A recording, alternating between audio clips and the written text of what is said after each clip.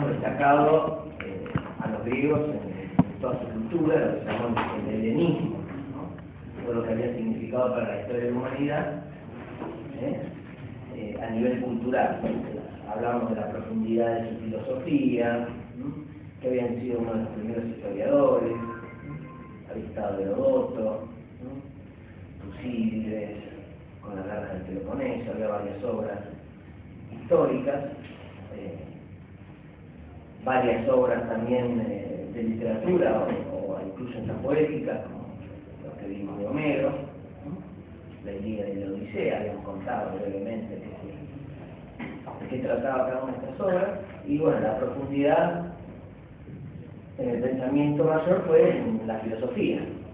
Hemos visto Sócrates, Platón, Aristóteles, son unas fotocopias que están en la nube, Abogado 2020. Y bueno, habíamos puesto en manifiesto que los griegos no se habían quedado egoístamente con su cultura para ellos, sino que la habían difundido, y esa mayor difusión llegó a su punto culmine con Alejandro Magno, ¿no? Hijo de Filipo II, que a través de la conquista lleva el helenismo a cercano oriente, a toda la cuenca del Mediterráneo. Tan es así que cuando cae Alejandro Magno, las colonias griegas que van quedando, ¿no?, por el mundo dispersas, en uno de los lugares en los que queda es en el sur de Italia. Y ahí es donde se mezcla un poco el helenismo con la cultura de lo que hoy conocemos como Roma, el mundo romano. Esta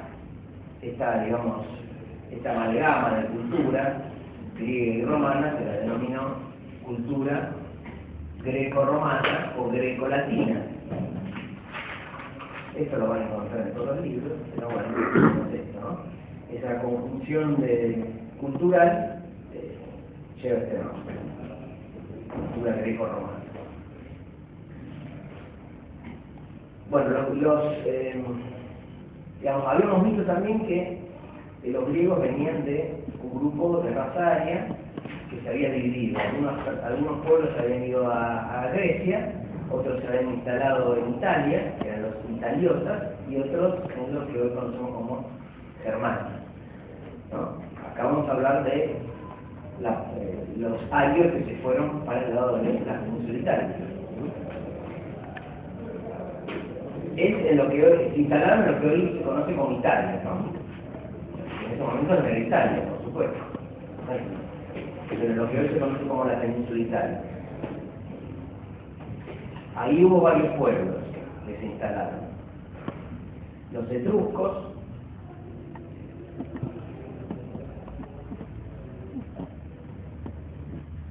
fue uno de los principales, que se instaló en la llanura del Po, o lo que hoy es la Toscana. Los italiotas, que se instalaron en las llanuras a orillas del Tíbet, del río Tíber. Después hubo otro sector que se instaló más en el norte de Italia,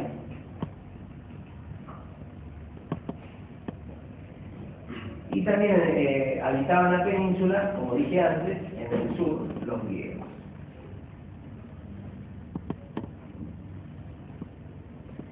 Digamos, la mejor zona de la península es la que habitaban los italiotas. Es una mala palabra, ¿no? Y en ese grupo los que prevalecieron fueron los latinos.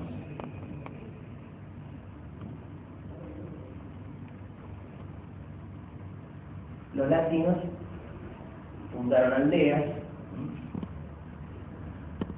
precisamente 7 aldeas,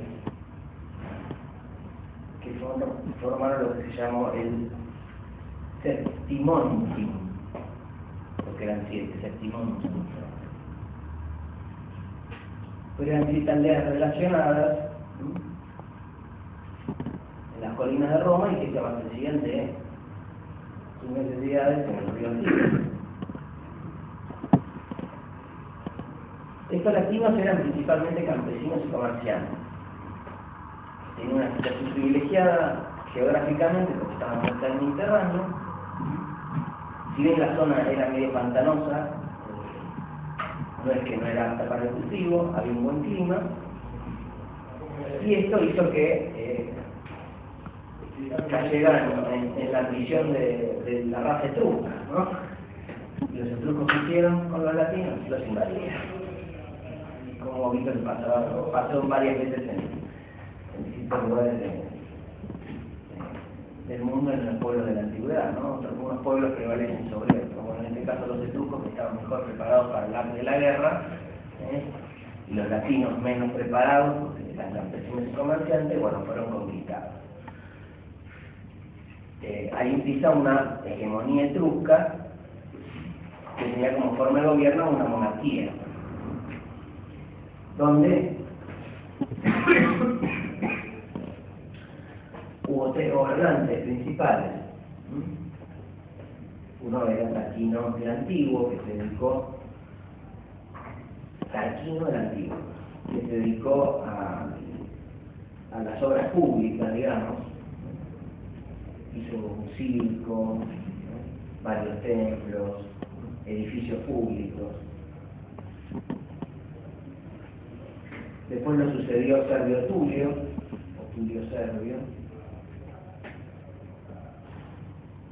que fue el que hizo la muralla alrededor de Roma para protegerla.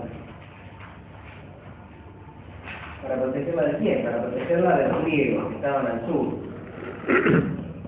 Digamos, lo veían como posibles invasores y también los quisieron conquistar.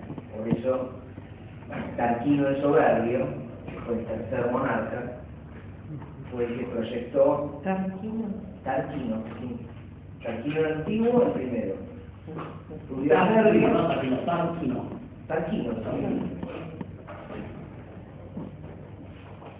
Tarquino el Antiguo es el primero. Servio Tulio y Tarquino el Soberbio. Tarquino el Soberbio es el que va a atacar a los griegos para hacerse de toda la península, para que los etruscos tengan el predominio de toda la península, lo cual significó su decadencia, porque se desgastó en esa guerra y esto fue aprovechado por los latinos, que ya estaban un poco más armados después de haber sido conquistados por los etruscos, con lo cual vuelve de nuevo el predominio latino por sobre los etruscos, con una Roma ya un poco más construida, ¿no? Un poco más armada.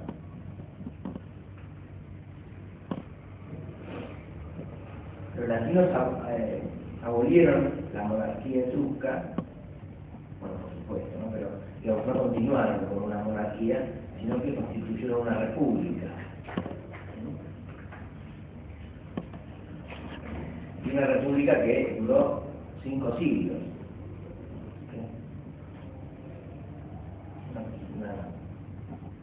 Un periodo interesante, digamos, de la historia del mundo romano. Hay una leyenda respecto a la fundación de Roma, no sé si ustedes la leyeron. Ahora hace unos días tuvo un poco más de auge porque acá en Buenos Aires había una estatua que hacía referencia a esa fundación de Roma, o una parte de la historia de la fundación de Roma, que fue destruida por unos vándalos que estaba ahí en el Parque de San. La historia la cuenta Virgilio. ¿Oyeron hablar de Virgilio alguna vez? En la obra La Eneida de Virgilio. Bueno, en la Eneida se cuenta que el príncipe Eneas, troyano, escapando de Troya, cuando los aqueos, ¿se acuerdan que lo vimos esto? Cuando los aqueos queman Troya, Eneas escapa, va al sur de Italia, y ahí funda Roma. Luego le sucede, no funda Roma, funda lo que se llama Alba Longa. En Alba Longa empiezan a disputarse el gobierno, Amulio y Numitor. Triunfa Amulio por sobre Numitor, Y como represalia, los dos hijos de Numitor son desterrados, ¿no? Que son Rómulo y Remo. Rómulo y Remo se salvan, los dioses los salvan, ¿no? Y se los dan unos pastores, y los pastores hacen que estos chicos los amamanten una loba. Una loba. No sé si vieron alguna estatua. Sí. Por esta es la estatua que destruyeron En la página justo. había una red. Ah, ¿la pusiste? ¿Pusiste viste que está sin la loba? Bueno, están los están los chicos así, y la loba así parada, amamantando a Rómulo y a Remo. Bueno, acá los mandan los argentinos, sacaron una réplica bastante exacta, o sea, era una buena réplica de la estatua, y estaba incluso restaurada, había sido restaurada. Bueno, le sacaron uno a Rómulo o a Remo, no sé cuál, pero Se lo llevan. ni siquiera se lo llevaron, lo dejaron yo por ahí, y bueno, ahora salió la noticia en el diario. Bueno, este Rómulo y Remo, amamantados por una loba, crecen, recuperan el poder, se lo devuelven a que era su abuelo, y era Numitor. No, no, Numitor. No tengo, mira, traje. yo tengo la segunda. Y tengo empastillado con un Cura Plus. ¿Quieren? ¿Alguien quiere? No, ¿Alguien quiere? No. Sí, pasalo, chicos. No, bueno. Ustedes, hermanos, vos. Que fuera de cero, ¿sabes? ¿Vos? No, yo sí no la sé. Gracias, me agradezco. Bueno, esto. La próxima tenemos el mate. ¿Querés traer mate? No. Ya es mucho, dale. ¿Qué estaba? Bueno, cuando son grandes, devuelven el poder a su abuelo, y este les permite fundar un poblado a cada uno, y Rómulo funda Roma. Y esa es la historia. Por supuesto que como estaban unidos en el ejército, para conseguir mujeres, hacen una treta con un pueblo vecino que era los sabinos. Esto no se lo voy a tomar, chicos. Ahí dejando de escribir. Invitan a los sabinos a una especie de competencia de Tulio Silvio, ¿no? Luchó contra los sabinos. uno con Filio y otro con más. ¿De dónde sacaste? ¿Sabes qué? Claro, pero Bien bajado, bien bajado. estoy cotejando con lo que está diciendo usted, a ver si está bien la información, ¿no? No estoy diciendo nada que No, nada raro. no. ¿Qué estaba? Rómulo funda Roma. Tulio Silvio. Entonces invitan a los sabinos a una competencia tipo deportiva de fuerza, como era en la época, y cuando los sabinos aparecen, ellos van y le roban a las mujeres para casarse con ellas, dice la leyenda. Bueno, se produce la disputa entre los sabinos y el ejército de Rómulo, y bueno, y dice que las sabinas se interponen entre los dos, y finalmente viven todos felices y comen perdices. No, viven en paz, y bueno, ahí se forja una unidad entre esas dos poblaciones. Esta es digamos, es la fundación mitológica de Roma, la leyenda de Roma. Pero la Eneida es un buen libro para leer.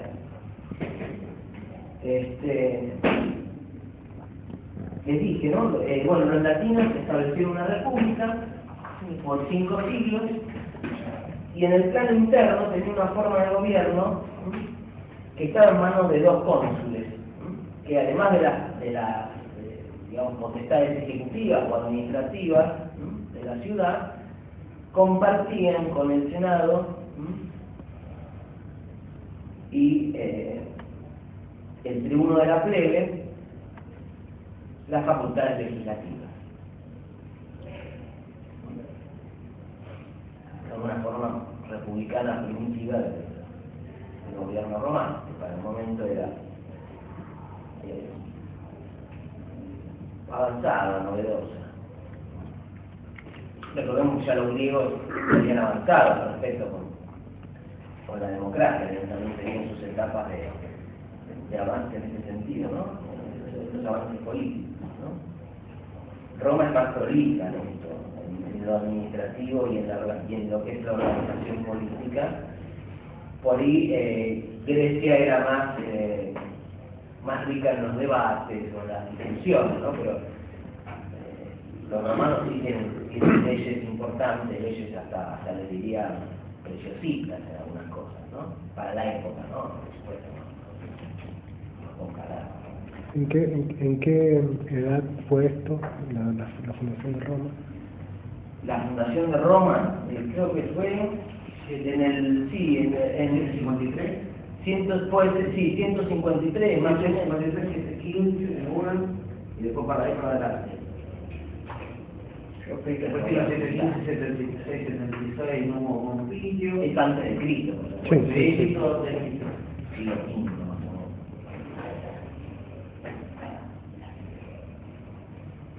Yo después, si quieren, les puedo dejar tengo unas cronologías ahí. Después lo busco. No sirven. Lo importante es que sepan las etapas. La primera etapa tiene que ver con los etruscos, los latinos y los griegos conviviendo en la península itálica.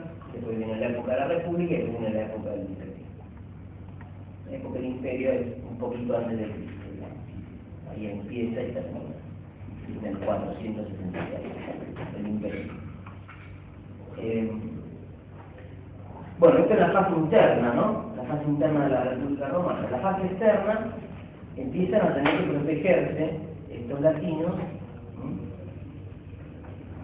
también de sus vecinos. Los etruscos estaban ahí, el peligro de los etruscos estaba latente y por supuesto que querían volver a conquistar Roma.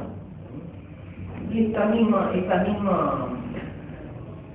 mismo peligro que estaba latente fue el que fue llevando a que Roma empieza a ser un imperio.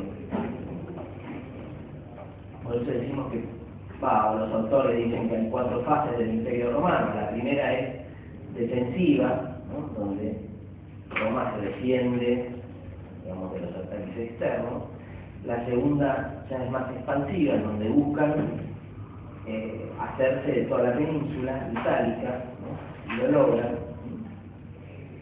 La tercera etapa es cuando ya quieren, además, una vez consolidado el poder en toda la península, avanzar sobre Sicilia. Ahí se encuentran con los fenicios,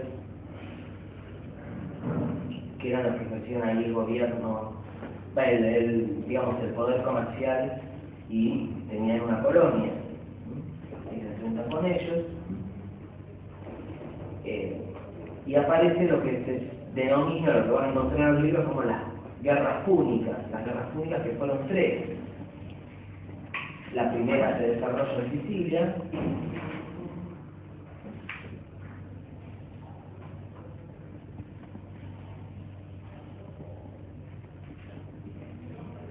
donde obviamente Roma vence a los fenicios.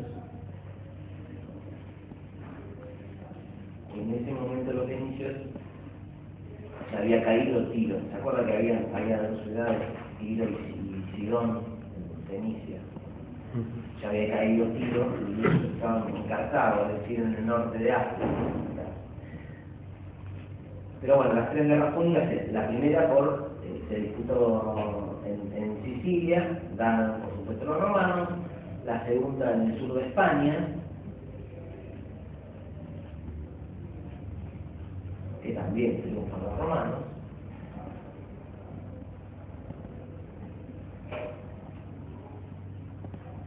Y la tercera ya en el norte de África, en Cartago.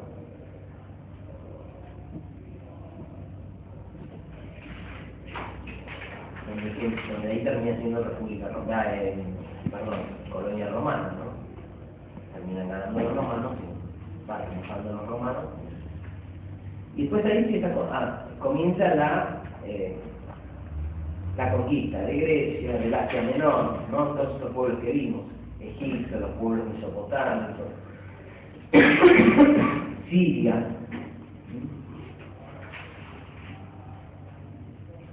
Y los romanos se empiezan a extender también por Europa. La región de la Galia, es Francia, España, ¿no? Esta zona. Con el gran poderío que tienen las legiones romanas. Y también hasta llegaron hasta el sur de Gran Bretaña, de la isla de Gran Bretaña, los romanos. Fíjense, yo no sé si alguno lo conoce, pero yo cuando era chico leía un cómic que se llamaba Asterix y Obelix. Yo lo he visto en película con... Asterix y Obelix, no sé si alguno... No, yo lo vi en película con... ¿Cuál? Asterix y Obelix. Un cómic. Era una película. Cuando era chico, cuando yo leía ese cómic habla de... está ubicado en esta época, ¿no? Y los galos, ¿no? Fueron un pueblo que se les resistió mucho a los romanos. No me puedo acordar ahora el nombre del jefe galo, dice, era un Citodix, una cosa así se llamaba, un nombre larguísimo que terminó todos con él. Y bueno, y el cómic es un cómic español de un tal grosso, reflejaba eso, la resistencia del pueblo galo a los romanos. Y bueno, es cierto que pese a que eran un menor número y los romanos venían con todo, venían con toda la tecnología bélica, estos eran medio bárbaros, e igual resistieron un montón de tiempo hasta que los terminan venciendo. Pero bueno, la historieta lo que toma es que los galos tomaban una poción mágica hecha por un druida y bueno, los cacheteaban a los romanos. Si lo buscan en internet se van a divertir un rato viendo cómo... ¿Por Escocia no pasaron los romanos? ¿Por esas zonas? No, llegaron al sur de Gran Bretaña. Hay una novela, no sé si ustedes ubican a Manfredi. Pero no me devuelve nunca. Manfredi, la película de Alejandro Magno, ¿la vieron? Sí. Bueno, Alejandro se llama la película, bueno. Este está basado en una novela que es una trilogía de Manfredi, que se llama Alexandros. Bueno, es un italiano que le encanta la novela histórica. Por supuesto la novela histórica no es historia, ¿no? Pero sirve como para, por lo menos, leer algo un poco más pasatista y de paso hay algún dato que siempre tiene que ver. Bueno, no en esa novela de Alejandro, te la recomiendo Alejandro, porque tiene unas partes medio subidas de tono para las chicas. Pero bueno, después de La sombra de Grey, que nada de la puta. Pero bueno, esto es fotografía en libro histórico. Pero está buena, es una linda novela, es una linda trilogía. Pero hola, ¿cómo estás? Bien. Nombre y colegio. Digo nombre, ¿cómo era? Delfina Garo. ¿Delfina cuánto? Garo, coge. ¿Cómo? Garo, Galo. Ah, perdón. Sí. Hola, buenas tardes. Buenas tardes. Me cambiaron la comisión. Ah, bueno, Me llegué recién. bueno, lo siento. ¿Eh? Lo siento por usted, ¿cómo se Por eso preguntaba lo mismo. Me comieron demasiado vengo. Venido al cabo me pelea. Recién me avisaron porque no me nombraron en la lista, entonces bueno. Hay una consulta y se me Bueno, bienvenido. Estamos viendo Roma. Otra vez.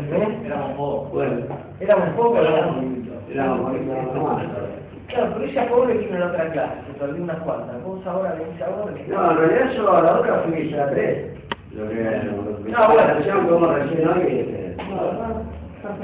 digo, profe, no me nombró. Me dice, si no te nombró, porque no te tengo profe. ¿Cómo no A muchos no los tenía, los abrí de abajo. Inclusive dimos un trabajo de exposición y todo. ¿Así? Sí. Acaba raro que no vale.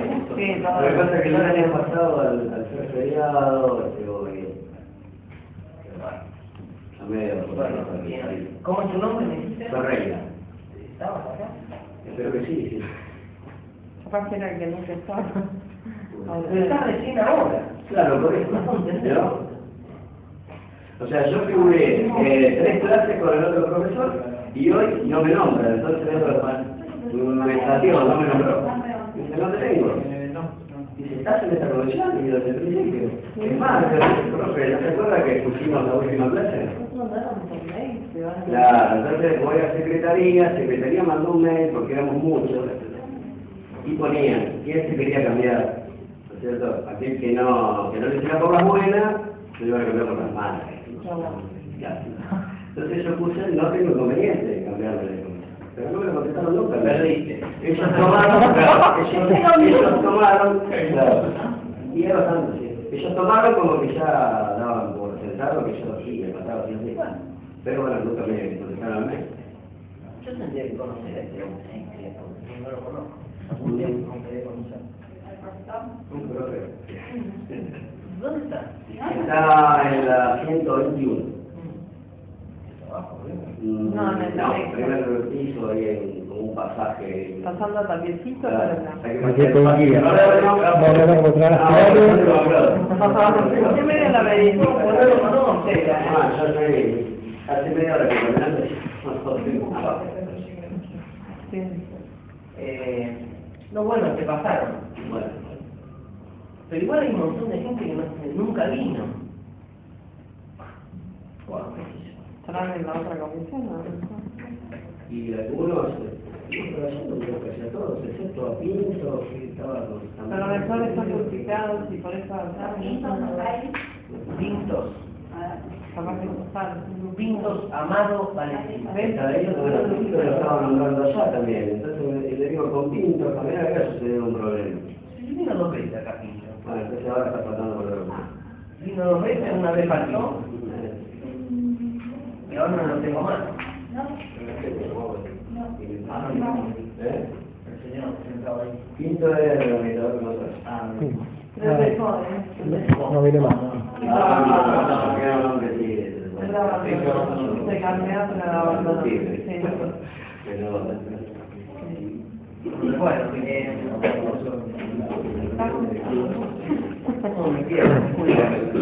Bueno, La región de Galia, después estábamos Llegaron hasta Cartago. Bueno, en otra novela, que se llama La Última Legión, que habla de la última legión romana del Imperio, salvan al que sería el emperador y lo empiezan, bueno, hay un montón de aventuras, terminan en Inglaterra.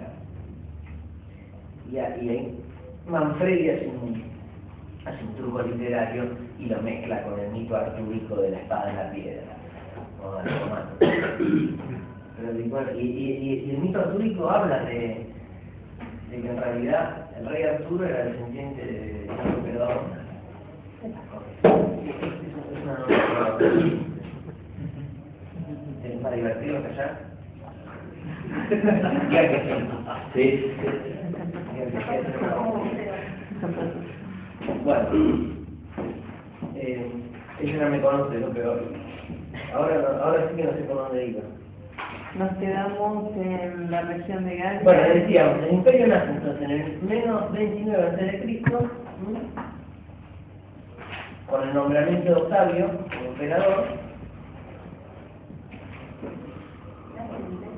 Ahí es donde nace el imperio, menos 23 a.C., menos 29 a.C., menos 23.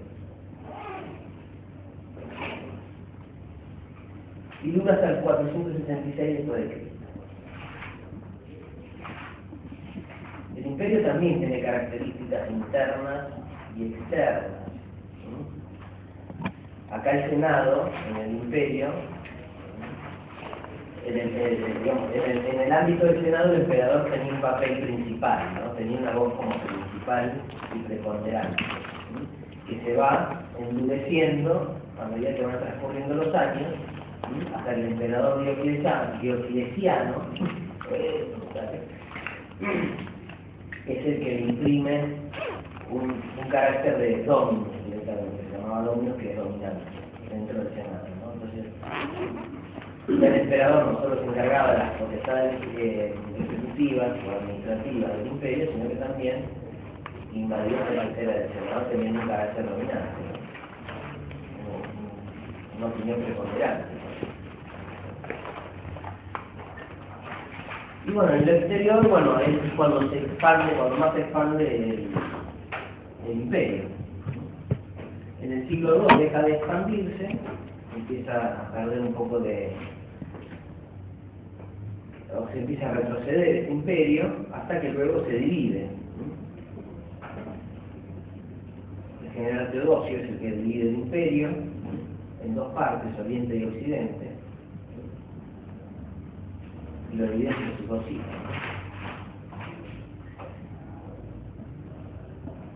Y después en el 470 de Teodosio. Y después en el 476 más o menos es cuando los pueblos germanos directamente hacen claudicar a Rómulo Augustulo,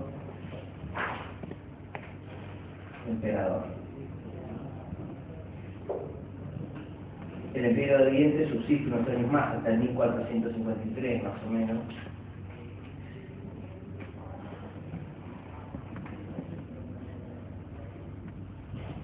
Bueno, ahí terminó el dominio romano en cuanto a la historia, ¿no? ¿Qué es importante de qué nos han todos los romanos? Bueno, lo que se llama la romanización, ¿no?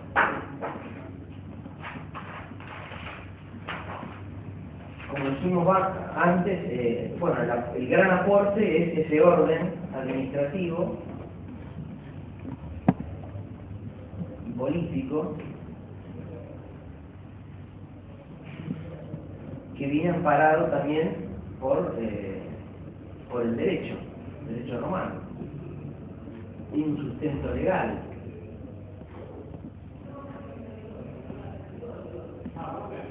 Un solo imperio, un solo emperador, una sola ley. Era como un lema, ¿no?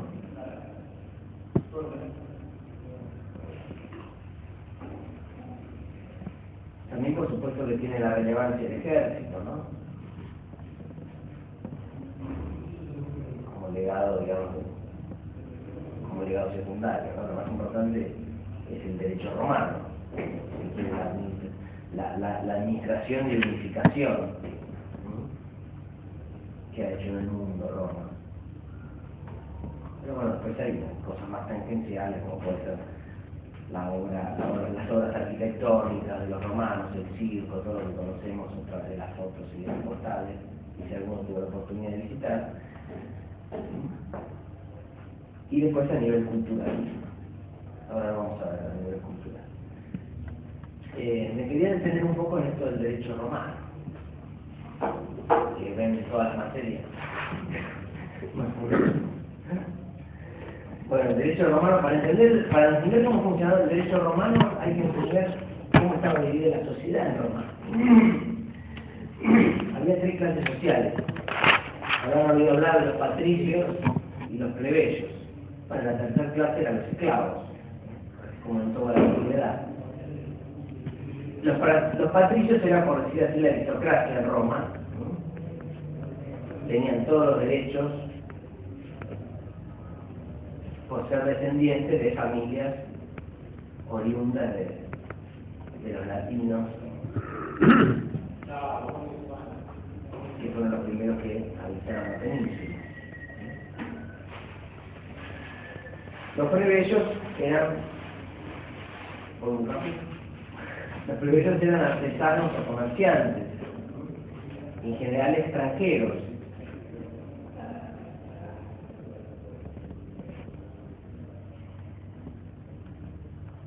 Que llegaban a la ciudad por diferentes motivos, comerciales, a veces se instalaban, y bueno, y también tenían como vamos a ver, sus normas y sus leyes creadas por los mismos romanos, para estos estados. Y después estaban los esclavos que, bueno, que no eran sujetos de derecho, por supuesto.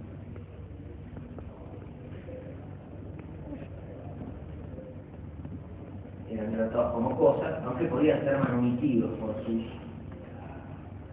dueños, por así decirlo. Eso era medio fuerte, pero era así, ¿no? La manumisión romana era, bueno, como se le daba la libertad al esclavo, ¿no? No vamos a evitar la punición en esto porque ya ahora no hay esclavos en el libro. Sí hay esclavos, pero bueno. No sé, ¿sí? No, sí, me quería decir. Bueno, entonces estaban los patricios y los plebeyos. Esto generó como, primero luchas, ¿no? Porque los plebeyos querían igualar a los patricios. Esto llevó un tiempo, fueron luchas que, bueno, se discutía palmo a palmo los derechos, ¿no?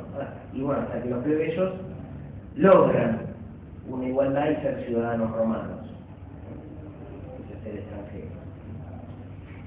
En principio el derecho romano se regía por las 12 tablas.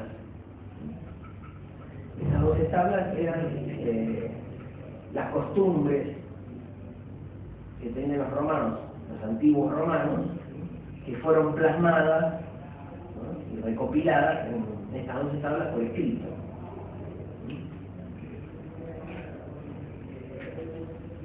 Y luego estaba el derecho aplicado por lo que venían a ser los magistrados, que eran llamados pretores, los pretores romanos, no han escuchado esa palabra, ¿no? Un derecho pretoriano, ¿no? Es el derecho emanado del pretor, que no es otra cosa que un juez. Es un juez y medio un legislador, ¿no? Había dos tipos de pretores: los pretores urbanos, que eran los que regían el derecho civil para los ciudadanos romanos,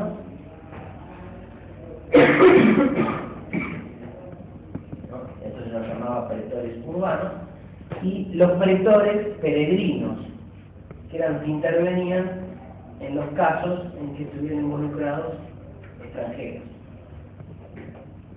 que ocupaban la clase social plebeya como ya dije, y después se terminó igualando en el tiempo, ¿no?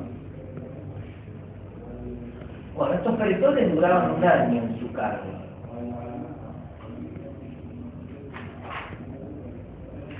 Esto sí es importante, le diría que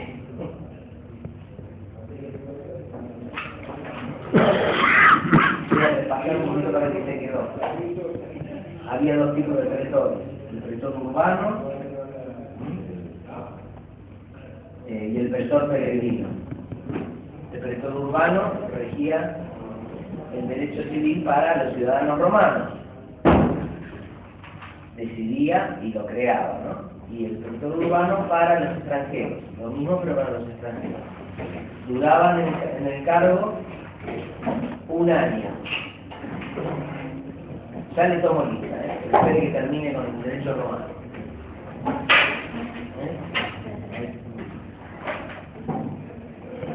Duraban un año en el cargo.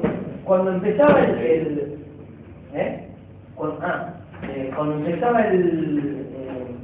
cuando empezaban en el cargo, publicaban lo que se llama un edicto. ¿Saben qué es un edicto?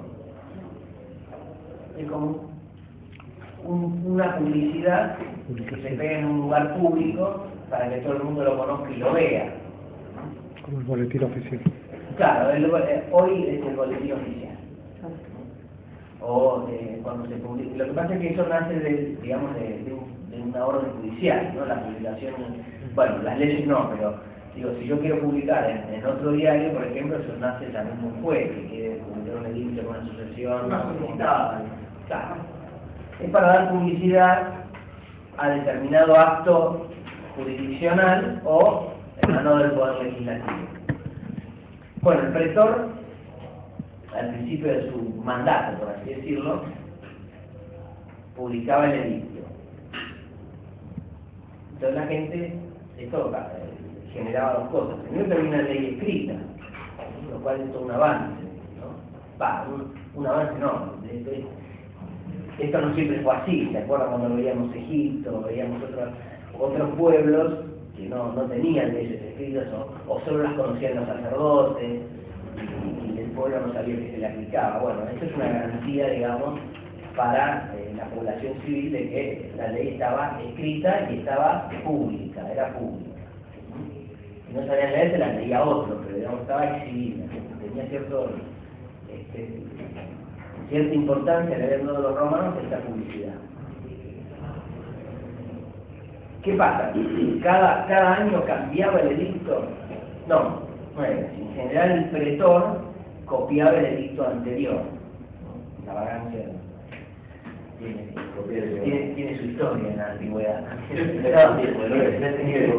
No, pero también daba cierta seguridad jurídica esto de copiar, ¿no? Copió el edicto anterior y si había que hacer alguna modificación en razón de algún tipo de coyuntura del momento, o había surgido una cuestión novedosa que no había sido prevista, por ahí el pretor la podía prever y consignar en el edicto. Bueno, esto de publicar cada año el edicto también tenía sus complicaciones. Finalmente, a través de los años, se logró unificar todos esos edictos en un solo cuerpo que se le llamó el Edicto Perpetuo. No me acuerdo el nombre de quién lo había dicho. Bueno, no importa. Y después, ese Edicto Perpetuo no quedaba inmutable, se podía cambiar a través de constituciones imperiales o decisiones del Senado, ¿no? O por el visito de las asambleas. Adriano fue el que creó el Edicto Perpetuo. Y ese edicto se modificó, se podía modificar. Pasó el tiempo, también Justiniano modificó el edicto perpetuo, dándole un poco de actualidad.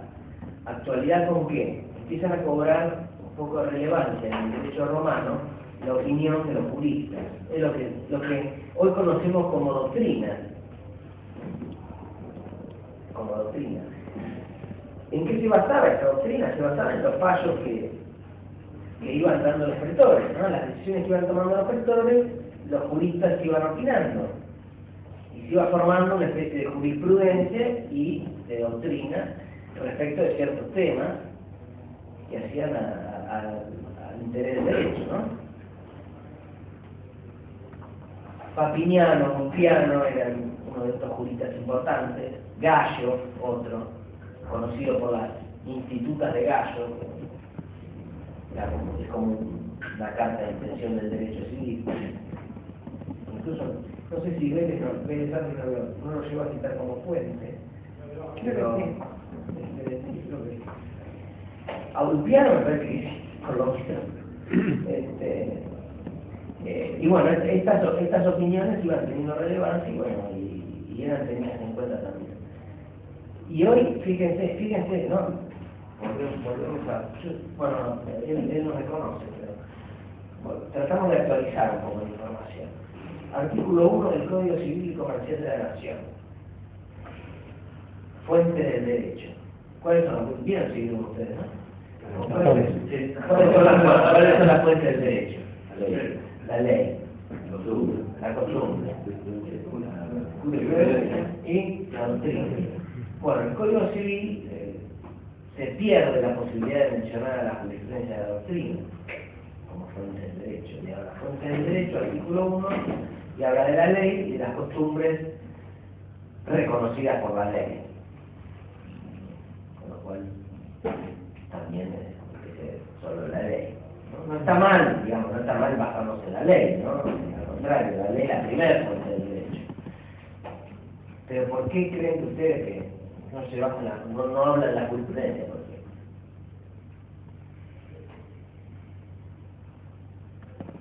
¿Escucharon esta frase del respecto al Código Civil nuevo, por ejemplo, que estamos en el common law, como si fuésemos el common law? Bueno, el common law es otro sistema que no lo tenemos nosotros, el sistema anglosajón. El sistema anglosajón. Ellos no tienen una jurisprudencia aplicada, ordenada. O sea, no lo Se tienen. basan en los fallos de la costumbre. Algo así. Más o menos. No, no los lo fallos tienen. anteriores.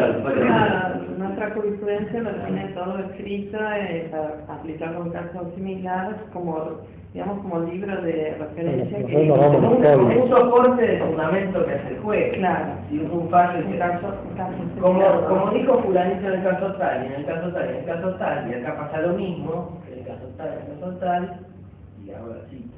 Claro. Fallo igual que fulanito. No, este es el fácil. Pero bueno, el Código Civil no lo menciona. Yo creo, soy mal pensado y soy un jorobado, como decir una mala palabra, que tiene que ver con el Tribunal de Casación. Bueno, antes la jurisprudencia tenía, si ustedes leen un tratado de Jambías, viejo, Borba, el que sea, le va a hablar de los fallos plenarios. ¿No? Que los fallos plenarios, cuando hay una discordancia entre las distintas cámaras, ¿no? Con respecto a un solo tema, es decir, que sobre un tema la sala A dijo A, la sala B dijo B y la sala C dijo C, ¿no? Hay jurisprudencia contradictoria, recurso de inaplicabilidad de la ley, se junta el plenario y sobre esas cuestiones interpretativas se unifica la jurisprudencia. Y este fallo, según instancia, es obligatorio para los tribunales inferiores. ¿No? Acá no se habla de los plenarios, no se habla de nada. ¿Por qué? Porque está en boga esa ley de democratización de la justicia que escribió hace poco y que crea un tribunal de casación civil, un tribunal de casación civil que va a interpretar, ¿no? Va a ser el intérprete de lo que diga la ley. En un esquema del Código Civil con cláusulas todas abiertas. Lo digo para que lo piensen. ¿Se entiende de dónde voy? Sí. No lo menciona. Para los romanos es importante. Y para los romanos la opinión de los juristas, también que no es la juristas de ahora, ¿no? También. Pero, a ver, hoy en día, si uno va a un juicio, ¿Por qué? hoy en día, si uno va a un juicio, hay jurisprudencia. Claro que sí, hoy sí. Sí, siempre hay jurisprudencia. Pero digo, ¿qué va a pasar con el Código Nuevo que no lo reconoce? ¿O qué pasa si hay un tribunal de casación? ¿Esa jurisprudencia vale o no vale? ¿Y el Código Viejo sí hablaba de jurisprudencia? Habla de los fallos plenarios. Todos los tratados que yo les mencioné hablan de fallos plenarios. Ahora no sé, todavía no salió un tratado civil uno por el Código Nuevo. Fíjense que no, hay como, se tocan temas, pero no hay nadie aborda el tema de la parte general. No sé, a mí me tiene inquieto esto, por eso siempre lo hago como terapia acá. Siempre empiezo todas las clases ya que dedico y ya le un salto. El Código Nuevo. Bueno, volvamos a Roma. Era más lindo.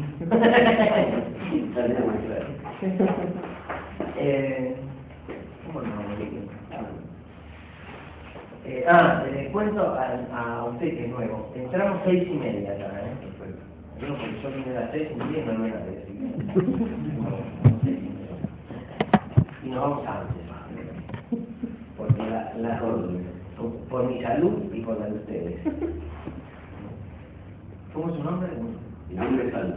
Aldo, nos vamos a la maravilla para bueno, en cuanto a la literatura, los romanos también nos dejaron algunas cosas. Julio César, los comentarios a la guerra de las Galias, perdón.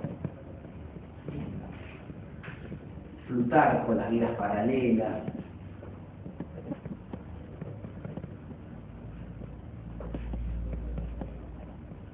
La guerra de las Galias es histórica, digamos, es un libro casi historia, ¿no? Historia más orientada más a la táctica militar. Las vidas paralelas de Plutarco tienen una mezcla de historia con filosofía y pensamiento, ¿no? Pensamiento de Plutarco. Y lo que es un libro histórico es el de Tito Livio, ¿no? Que escribió sobre Tito Livio, así, Tito. Para los amigos Tito, se llamaría Sebastián. No se llamaba Sebastián, era Tito Livio. Tito Livio. Livio como me corta, Livio. que escribió Historia de Roma, perdón, Historia General de Roma. Historia General de Roma. Tiene una obra de 142 libros. Sí, escribió un poco, Tito. De los cuales nos quedaron solo 35, o sea que nos achicó un poco. Sabía que escribió, no por escribió, pero nos quedaron. Después también los romanos, por supuesto, tuvieron su desarrollo en torno a la oratoria. Uno de sus grandes oradores fue Cicerón. Hay 10 millones de obras, Cicerón. Les recomiendo los oficios. No son de difícil lectura. Y discursos hay un montón. Hay 4 tomos de discursos en el Historia Griega de Cicerón. Pero bueno, yo lo que quiero es que conozcan las obras. Cicerón escribió discursos y los oficios, los deberes también. Los deberes también es interesante. Tiene un trasfondo, por supuesto, moral. Ustedes piensen que los romanos son estoicos, filosóficamente hablando. Digamos, es un... no soy profesor de filosofía, ni hablar, pero los estoicos hacían mucho hincapié en la felicidad humana, ¿no? Como gran objetivo de la vida. Séneca también habla un poco de esto, incluso tiene un libro que se llama La felicidad.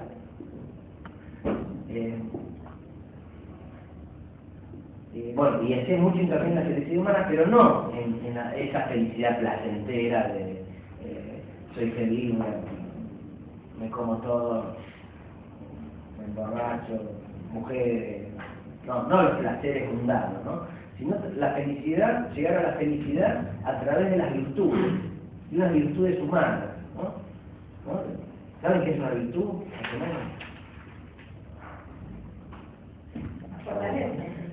La fortaleza, la templanza, la caridad con el otro, ¿no? Un poco virtudes naturales del ser humano, ¿no? Buenas, positivas, ¿no? La virtud siempre es algo positivo, no es algo negativo, ¿no? Es un accionar en positivo en pos de la felicidad, que tiene que ver con los demás, no es un fin egoísta, ¿no? Tiene que ver con el patriotismo, con un montón de cosas. ¿Por qué hablé de esto? Bueno, porque está hablando de Cicerón. Y bueno, los discursos de Cicerón, por eso, de acá lo interesante, rescatan mucho el tema de las virtudes. Lo mismo Séneca, cuando habla tiene un tratadito finito, se llama La felicidad. Marco Aurelio, que fue lo habrán visto Marco Aurelio en la película Gladiador, ahí. ¿Vieron Gladiador? A ver, recuérdame una, a ver. Ahí va. Gladiador, bueno, Marco Aurelio. Marco Aurelio escribió lo que se llama Memorias. Que en realidad, no sé si lo escribió para la posteridad, pero él lo escribía para él, ¿no? Para mejorar, digamos, como una especie de ejercicio espiritual personal, en donde escribía pensamientos para no olvidarlos, ¿no? Recordarlos siempre. Y escribe sobre un montón de cosas, ¿no? Sobre cómo debe obrar el gobernante, la primera parte, son pensamientos como aislados, ¿no? Que después, bueno, él los va clasificando, pero digamos, abarcan una infinidad de temas. No es que la obra de él empiece y termina, y tiene un desarrollo, ¿no? No, son pensamientos, es como si uno se pone a anotar frases. Estas frases las pensaba él. Facebook. Claro, no es un PowerPoint de reta con el osito así, con cara no. Digamos, son pensamientos profundos que él plasmaba por escrito, y bueno, estos pasaron a la posteridad. Yo les traje algunos, porque siempre me gusta ilustrar la clase con algunas de estas cosas. Las meditaciones, el kiosco de la nada. Marqué uno que me gusta porque habla del padre.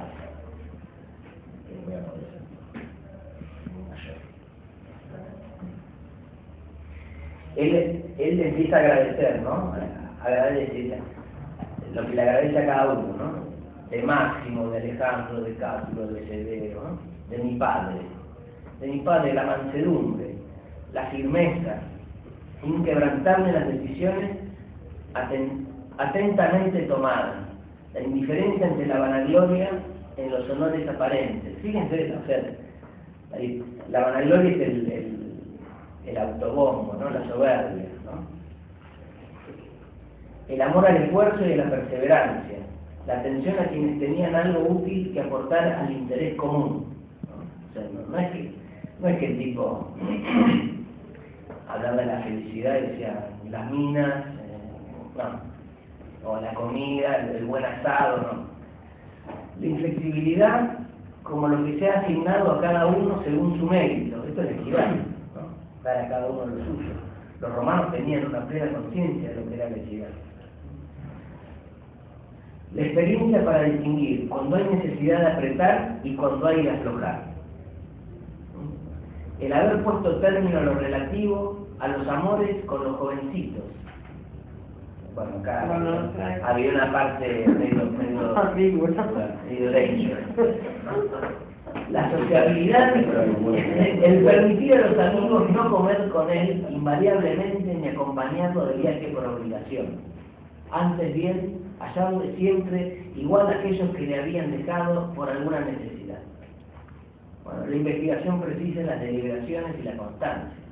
La conservación de los amigos sin fastidio ni enloquecido en ningún momento. La autosuficiencia en todo y su serenidad. Bueno, esto por ahí. Es que recordé que viene ese libro. Marco Aurelio, Meditaciones. Meditaciones. Este es el libro primero, ¿no? Es un pedazo del libro primero. Búsquense buenas ediciones, hay ediciones buenas y baratas. Alianza es una buena editorial y yo siempre recomiendo Gredos.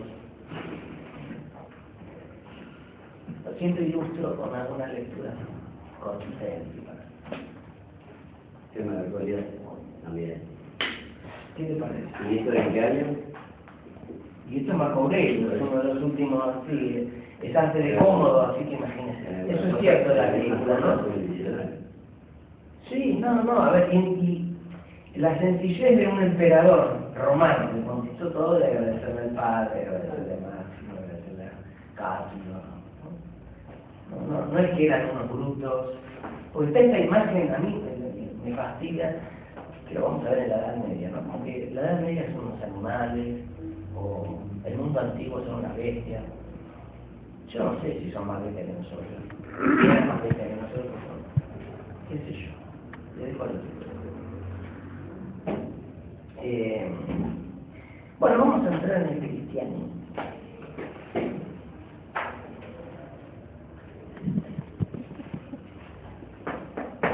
¿En qué situaciones llegar? Perdón, ¿alguien quiere? ¿Allá?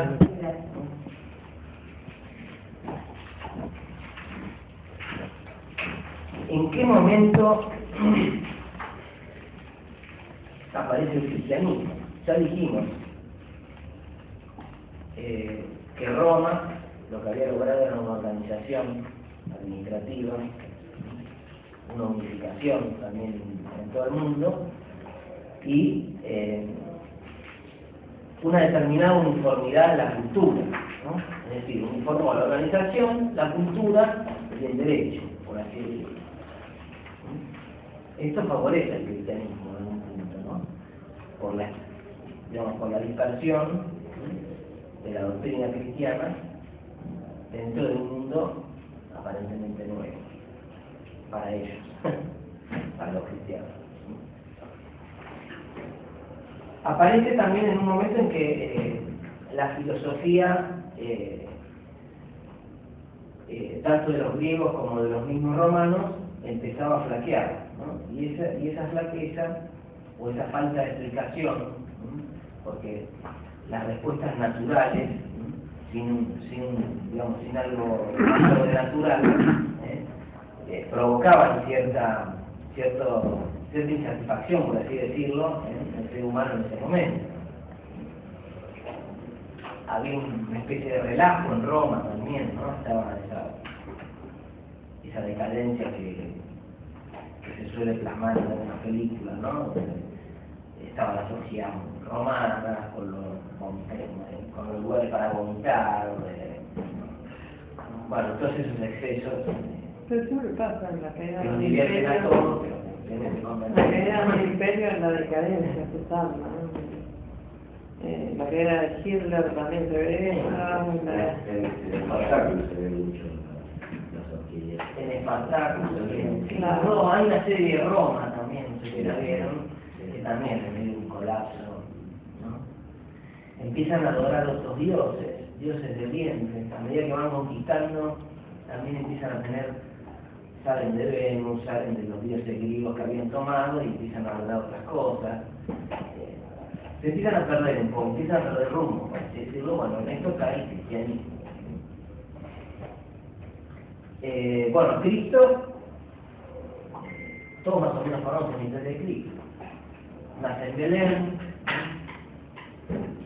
de José y María, descendiente de Abraham, José descendiente de Abraham. Lo que se conoce de Jesucristo también se conoce a través de la Biblia, ya lo vimos a la Biblia como un documento histórico también, en alguna medida. Bueno, y en la Biblia se cuenta un poco lo que es, no tanto la infancia de Jesús, hay algunos pasajes de la infancia, cuando él se pierde en el templo, ¿no? que cuenta el Nuevo Testamento cuando María y José regresan y él queda en el templo hablando con los sumos sacerdotes, haciéndoles preguntas, y ellos se angustian como que lo habían perdido. Bueno, eso es, por ejemplo, es un relato que se da de la infancia de Jesús. Vuelve, finalmente lo encuentran y Jesucristo le dice a su propio padre: yo estoy las cosas de mi padre, no me pidan, no me reprendan por esto, porque ustedes ya sabían que yo venía a salvar el mundo. Bueno. Pero bueno, tenemos la noticia del nacimiento en Belén, que lo fueron a ver los reyes magos, la infancia de Jesús, la vida pública de Jesús, que existió, fue acompañada de, bueno, relata la Biblia que fue acompañada de varios milagros y enseñanzas y parábolas, de los cuales, bueno, se destaca el Sermón de la Montaña, una enseñanza casi universal, ¿no? Independientemente de católicos o no católicos, hay enseñanzas que son universales y para toda la humanidad. Una es el Sermón de la Montaña, así como leemos Marco Aurelio, que por eso no tiene nada que ver con nuestra religión, nos gusta lo que dice, o Aristóteles, o el que sea, también podemos rescatar de Cristo ese Sermón de la Montaña como una respuesta a la humanidad, digamos, un discurso humano, ¿no? Un discurso para la humanidad. Bueno, finalmente la entrada en Jerusalén y lo que sería la Semana Santa, ¿no? La muerte en cruz, la condena, ¿no? A través de un triple tribunal, un tribunal religioso, un tribunal político, un tribunal social, ¿no? El político sería, por supuesto, los romanos, el tribunal religioso los fariseos, el tribunal social la gente que está en la plaza, ¿no? Crucifijo, ¿no? Condena a muerte en cruz, era como en esa época se moría, y bueno, después la parte de fe, que es el tema de la resurrección, bueno, no vamos a meter, digamos, ¿no? Hay algunos datos históricos que podríamos hablar, si existió o no existió, bueno, no lo voy a meter en ese berenjenal, pero Cristo, digamos, existió como hombre, ¿no? Como hombre histórico. De hecho, parte de la historia de todos, esto lo habíamos dicho, ¿no? Por lo menos para... Entonces, perdón, tribunal político, fariseo, social. tribunal social, el pueblo que grita que lo condene. El tribunal religioso, que es el de los fariseos, que son los primeros que lo acusan de blasfemo, por decir que es el hijo de Dios, digamos, como una blasfemia, dicen no, necesitamos más testigos. Podríamos juzgar jurídicamente ese juicio, ¿no? Pero bueno, no vamos a hacer acá falsos testigos que se contradicen, abofetean al que están interrogando, ¿no? Podemos decir, no hubo garantía, podríamos decir, ¿no? Se pagan testigos, todos hablando juntos, sin ningún orden. No se cumple la forma porque se lo juzga de noche. Fíjense que algunos fariseos se retiran. Se ve la tentación de Cristo, que algunos fariseos se retiran y dicen, no, hasta ahora no se puede jugar a nadie. ¿No? Podemos hasta hablar del tema jurídicamente, ¿no? De cómo fue el juicio a Cristo. Ahí. Y después el juicio político, digo, jurisdiccional, ¿no? Que fue el de Poncio Pilato. Que en realidad los romanos no se metían en cosas civiles. Un juicio, lo tortura para conformar, ¿vieron esa parte? Jesús fue, no sé, yo he una persona antigua, no sé si es cierto, pero como el derecho romano tenía que tener, digamos, un abogado defensor, que era otro romano, como usted se hacía antes de ser juzgado, crucificado, digamos. Sí, acá estamos digamos, hay varias cosas que se cruzan, ¿no? Porque, digamos, los judíos aparentemente esperaban un Mesías no como el que les llegó, o no por lo menos, no como Cristo, ¿no? Esperaban un Mesías más triunfador, un señor de ejércitos, ¿no? que los libere del yugo romano. De hecho, después se rebelan contra los romanos y los romanos los aplastan. Y ahí cuando se produce la diáspora, se dispersan por el mundo. Cuando intentan salir del yugo romano y se rebelan, ya. Por eso Barrabás era un líder también. Bueno, algunas películas por lo menos lo pintan como un líder político. Claro, sí, de movimientos. Sí. Claro. Además el ladrón, qué sé yo. Digamos, esperaban otra cosa por ahí. Hacía ruido la corbata. Porque no me encanta, porque está todo manchado. No, arreglaría los dientes acá. No puede pasar. Me retó. Vecina me retó. Ah, pero tenía. Sí, esto es más civilizado. Más civilizado, macho.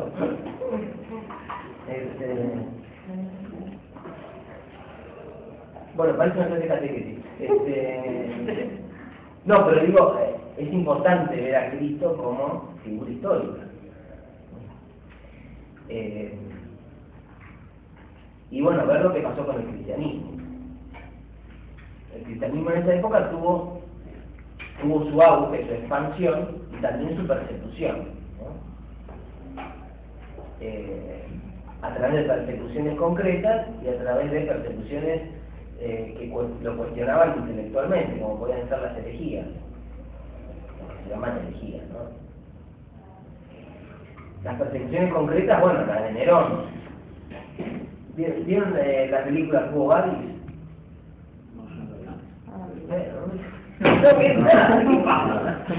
El libro lo leyeron. Quo Vadis, que se me cayó una cita, me cayó la madre. Bueno, el librito es muy lindo para las chicas porque es muy romántico.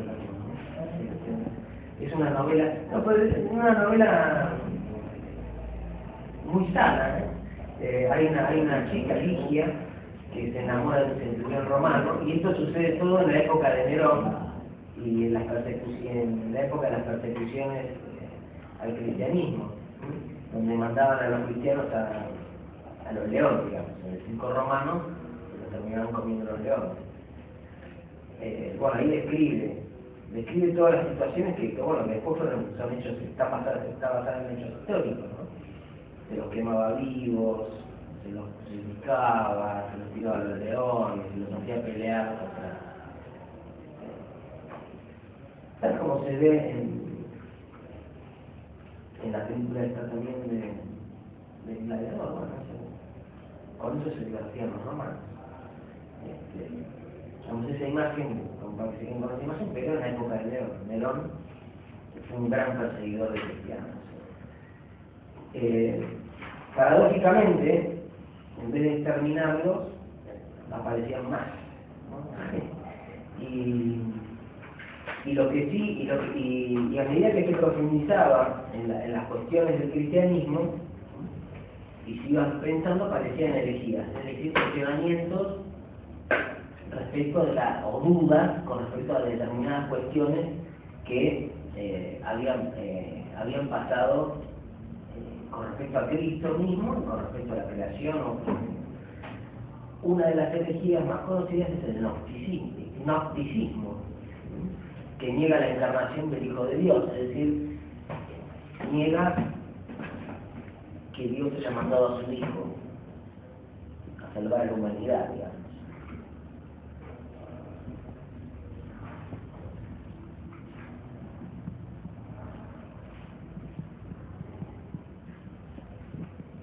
Otra de las más conocidas herejías es el maniqueísmo. Maniqueísmo,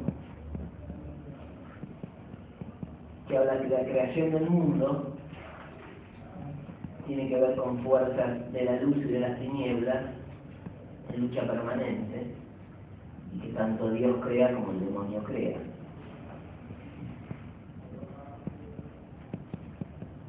Esto no es así para el cristianismo, ¿no? Hay un Dios creador de todo, omnisciente, claro, la luz, digamos, la creación del mundo tiene que ver con creaciones de la luz, proveniente de Dios bueno, y creaciones de las tinieblas del diablo, Mefistófeles, como quieras llamar, el maligno, el secuaz.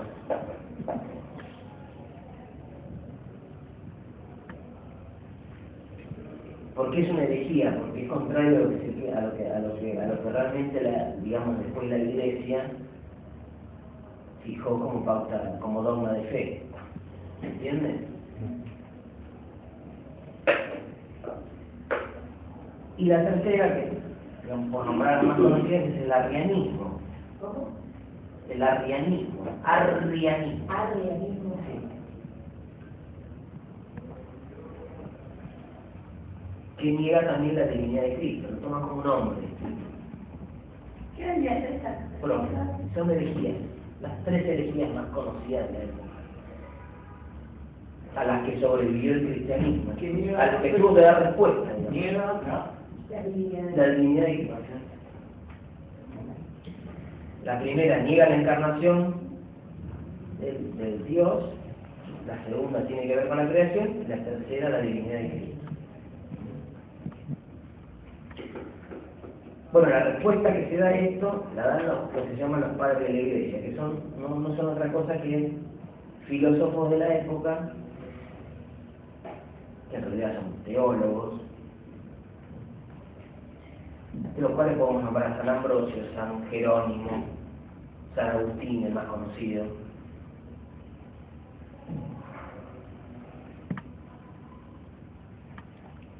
Que dieron respuesta a estas herejías y conforman parte del dogma cristiano.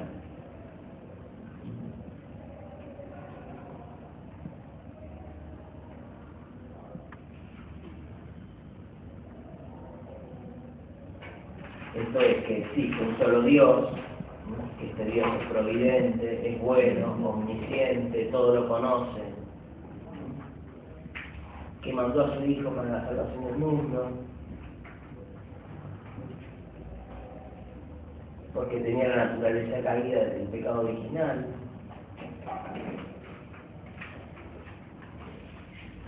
que instauró los sacramentos como medios para la salvación,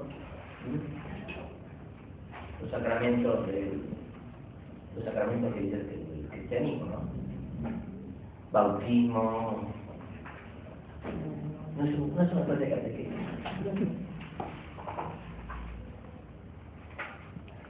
Y esos medios los puede usar el hombre, quien es plenamente libre de usarlos o no, para salvarse y conseguir la salvación de su alma eternamente o su condena también eterna. Si no cumple los dogmas de la Iglesia. Esto lo vamos a ver después, ahora cuando en la próxima charla, cuando entremos en la Edad Media también, lo vamos a volver a amasar.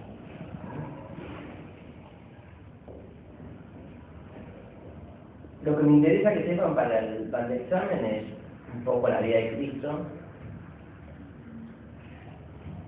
que fue condenado por 3 tribunales, por así decirlo, que tuvo 3 condenas, digamos.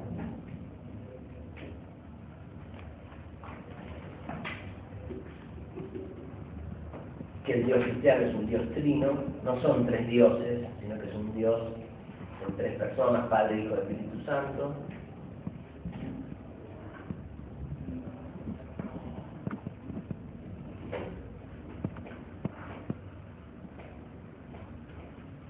Y que Jesucristo es el Dios, es Hijo y es Dios, que fue enviado para la salvación de las almas.